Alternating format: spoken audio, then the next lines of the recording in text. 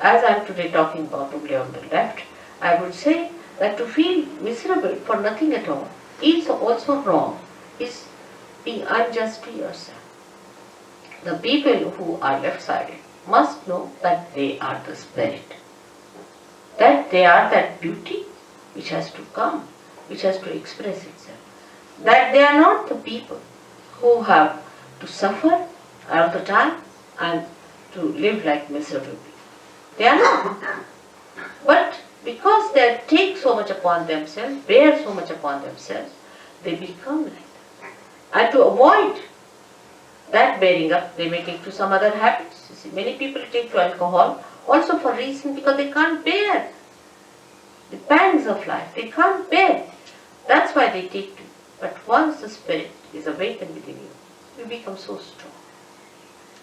You become so joyous, so spontaneous that all these things drop on. All those things, so-called diseases, so-called habits, just drop on. And you become a new, blooming personality.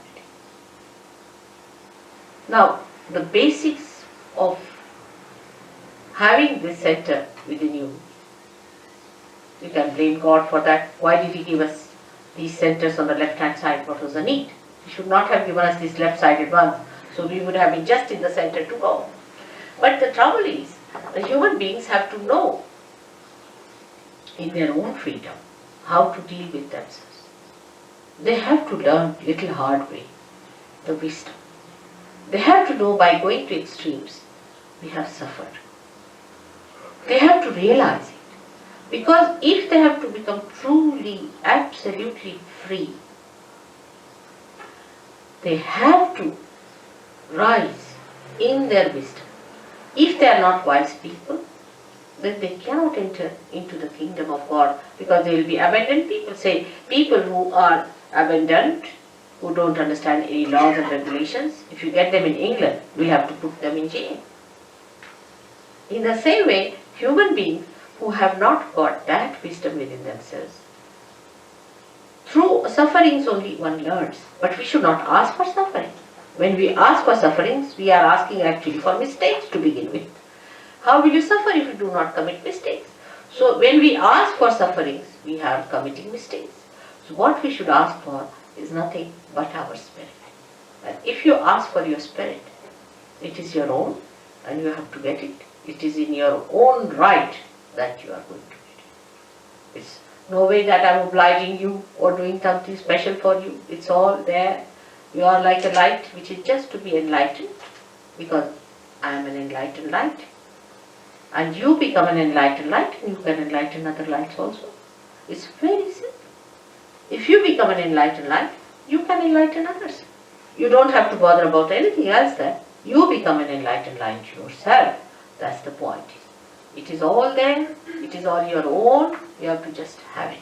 It is as simple as that.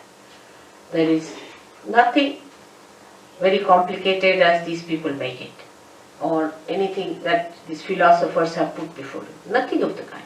It's very simple. It is within you. It is spontaneous.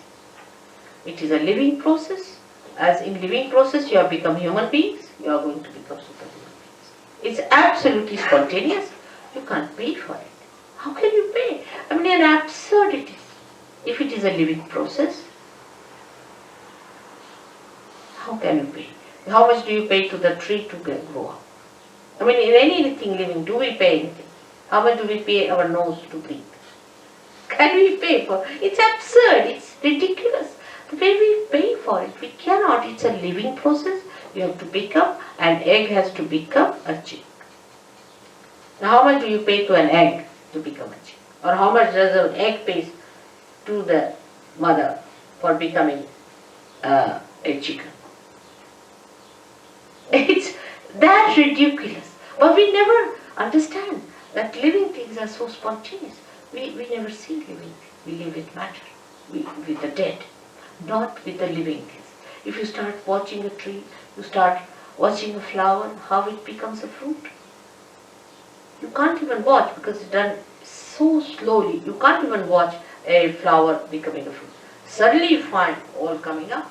Like when I came to London from India, I found All the trees were bare. Absolutely like dry sticks. Absolutely like dry sticks. Within a week, what I find is the green coming. Within the second week, it was all lush. Can't believe it. We never even notice. We take it for granted. It's happening. How does it happen? It's a miraculous thing. If you see it is miraculous, how these flowers, for example, the particular flowers are only on a particular tree, another are on another tree. How does it happen? Who chooses them? Who puts them in proper shape? Who organizes all that? And this is what one has to realize. And that is the all-pervading power of God that does all the living work. And once you become that, the spirit, then this power starts flowing. You feel the power through you as Christ was touched and he said some power has gone to someone. Like that. You just become a medium of that power flowing. But you are empowered to maneuver it, to manage it, to understand it. You know completely about it. You know how to give it. You know how to work it out. You know how to cure others, cure yourself. You know the complete working of your machinery. Apart from that, you get the power to overcome all the problems of your own machinery also. It's so fantastic. Whole thing sounds very fantastic because we have never seen this before. But to us it doesn't sound fantastic when we see all these flowers suddenly turning into fruits. It doesn't sound. But we see human beings turning into fruits. Then it sounds very fantastic. How can that be? It has never happened before. Only one person would get realization, and it was such a difficult thing and nobody got it. How is it today? I say it is the blossom time which is being promised, which has been already prophesied. Even a great poet in your country, William Blake, has prophesied it. He said these times will come when men of God will become prophets.